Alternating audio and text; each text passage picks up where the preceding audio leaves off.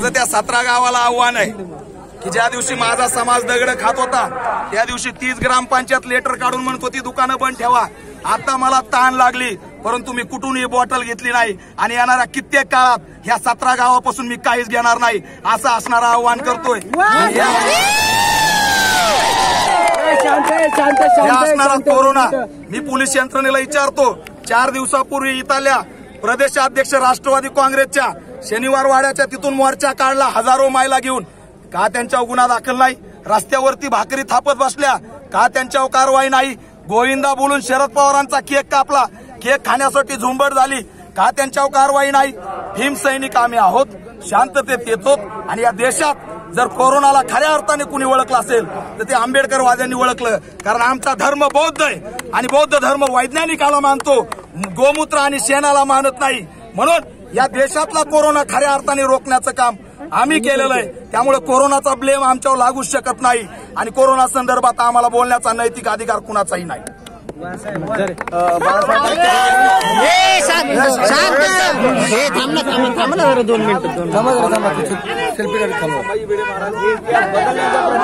तुम्हाला काय वाटतं? 2 मिनिटं ज्या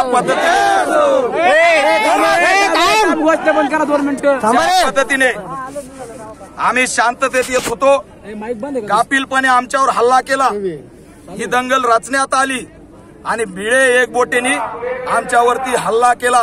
आम्ही रक्तबंबाळ झालो आणि हा असणारा भीमा कोरेगाव याचं अस्तित्व संपवण्यासाठी मनुवादी व्यवस्था पुढे आलेली आहे आणि मनुवादी व्यवस्थेच्या डोळ्यात मनुवादी व्यवस्थेला गाडलेला हा असणारा भीमा कोरेगाव सलत राहतो. आणि म्हणून भिडे आणि एकबोटे हे सतत भीमा कोरेगावच्या संदर्भात चुकीची भूमिका घेतात.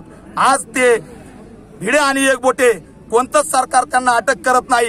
माझा असणारा या दोन्ही सरकारला विचारायचं चारही पक्षाला की भिडे आणि एकबोटे तुमचा जावई लागतो का?